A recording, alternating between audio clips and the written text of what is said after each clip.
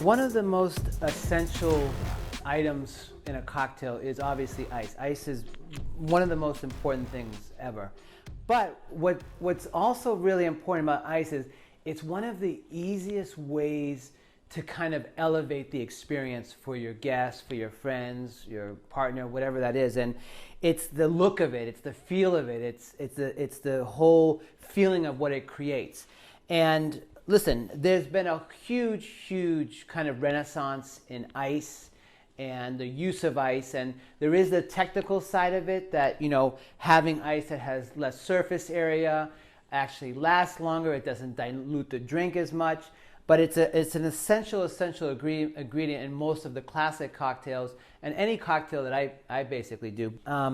Really, we have so much to thank for the wonderful bar in New York City called Milk and Honey, which was created, I believe, in 2000 in New York.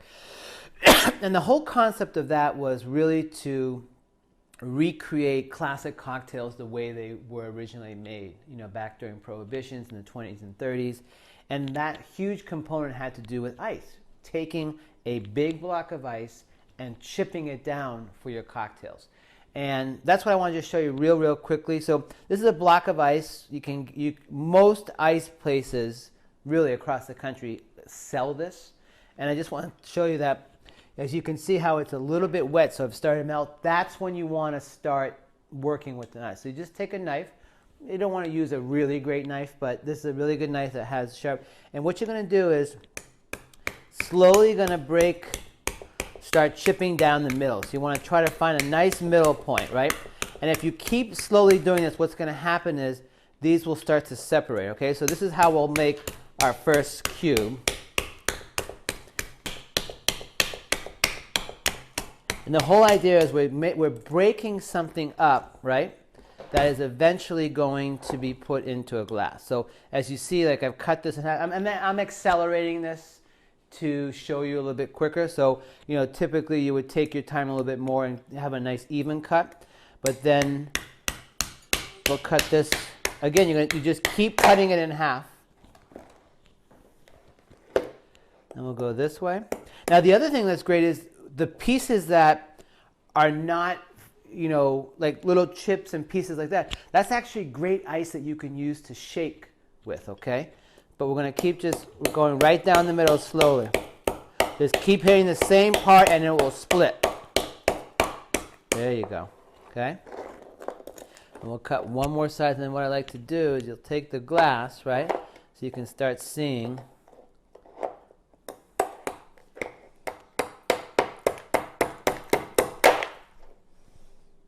There you go, right? And you know, some pieces are sharp, so you might want to take a pokey place and put it like that. Now, basically, that is perfect for an old-fashioned, right? So now, what I kind of like, what I used to love about chipping my own ice is I loved all the different shapes inside. You know, everything wasn't just so linear or perfect. I loved having all these different pieces. So now, typically, yes, old-fashions are made with rye and bourbon. I'm just taking a chocolate guava rum that I made, okay? And make a quick little old-fashioned with that. But if you're using a rye or bourbon, which is typically an old-fashioned, you want to always use 2 ounces of the actual bourbon or rye. I'm using rum, though. So do 2 ounces of that. You can use 4 to 6 dashes of Angostura bitters, which is the bitters that are used mostly in Manhattans and old-fashions. I have some here that I made with candy cap mushrooms. You can get these, sometimes they'll sell these little that you know this is like the exact amount that you need to put into an old-fashioned. So why don't we use one of these? I'm going to use, it comes out to about 4 to 6 drops. I'm going to pour one of those in there. And then I'm going to put, instead of using a sugar cube, I'm going to use a little bit of agave. I'm going to use just about 1/4 ounce of that. So the whole idea is an old-fashioned happens to be one of those glasses or one of those cocktails that you actually build in the glass. So that's what's important too about having a big rock, because you're stirring with the rock of ice and then it stays in it. So you want something that's big and that's going to hold up, that's not going to dilute the drink that much. So we're going to take the big cube, and what I like to do is you'll use your bar spoon to help lower it in so it doesn't do a big splash. And then what you can do is, if you have a hard time sometimes with spoons, because they do take a little bit of finesse, you can use a chopstick. You can actually turn this around and stir. That's what I like to do. And if you see, as I'm stirring, the liquid is kind of forming, but that ice is right on top. So you can see that as it's diluting the drink, it's making it a little bit cloudy, but at the same time, it's going to be nice and cold. And this is typically an old-fashioned, a drink that you do sip on, so it wouldn't be something that you're going to slurp down necessarily.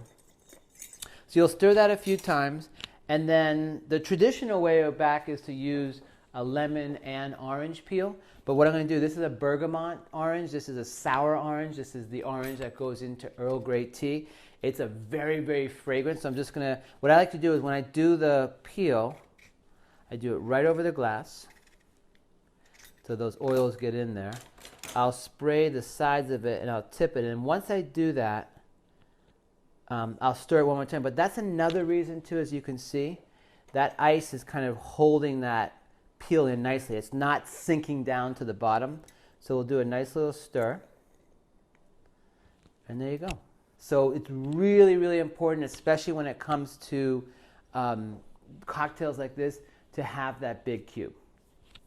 Okay, so obviously you might not have access to this. You might not feel like you want to cut ice. You might just be doing it for yourself. I mean, you could literally cut all this up and put it in a bag and put it in the freezer. But what happens if you don't have that? What is it that you just, the whole point of having ice is also to be creative with it. And there are so many different really cool molds out there now that are really, really simple to use, where you can make a cube, you can make a sphere. Spheres are typically if you just want to open up like a nice scotch or a bourbon.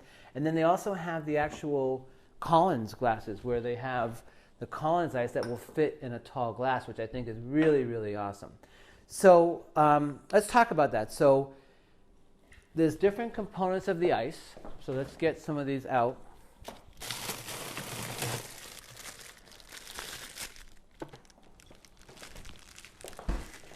So this is typically what one of the block ices will look like, right? So they're all different sizes. Let's see how this one fits.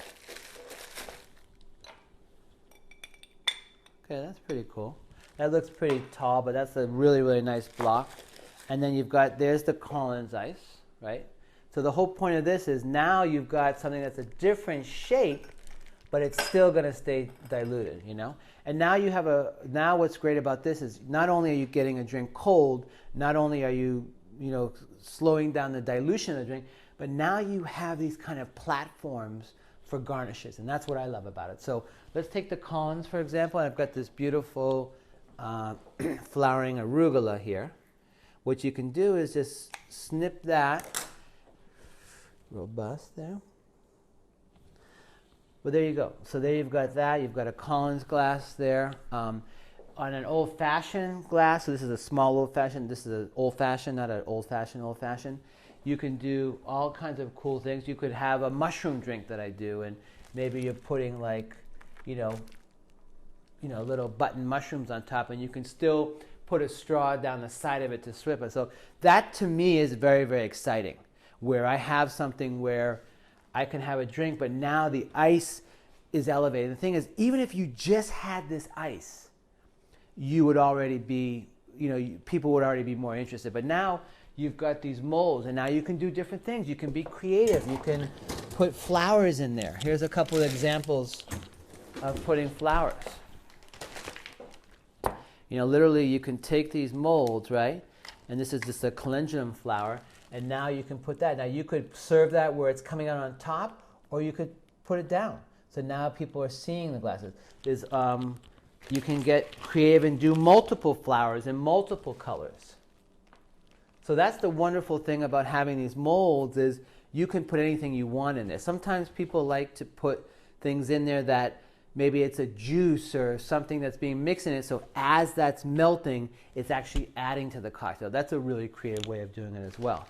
And then you've got these spheres. This is a really interesting thing, because this is I love spheres, and I love to just put them in something that I sip. but you have different sizes. So these are the small spheres. Okay, so this is how they would come out from here. But if you can see these molds, they are difficult to work with. So they have these holes. Sometimes you don't know how filled they are. Now you can see like there's all air trapped in there, so it's not really that clear. But then there are companies now, this is a new mold, this is from Tovolo, and what's wonderful about this is you can find this online, you can get it on Amazon. I mean, it's like $25, $28. And what this does now is now we have the opportunity to make a larger sphere and actually get some of that air out of there and create a kind of clear ball. So let me give you an example of what that would look like.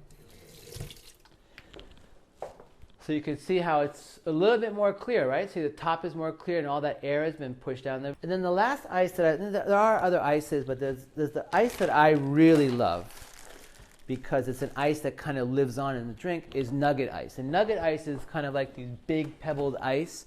And there's a lot of machines that make it. It's not that expensive to get, but I love the effect of it. And for me, it's the mouthfeel. It's playing with the ice. It's the ice picking up flavors on that you can chew on it. It's almost like you're doing an alcoholic snow cone at the end, except it's not so, snow-like. It's just, so here's the actual nuggets, right? So it's all these little pieces, right? And they actually hold up nicely. If we take a glass like this and fill this up with the Nugget Ice,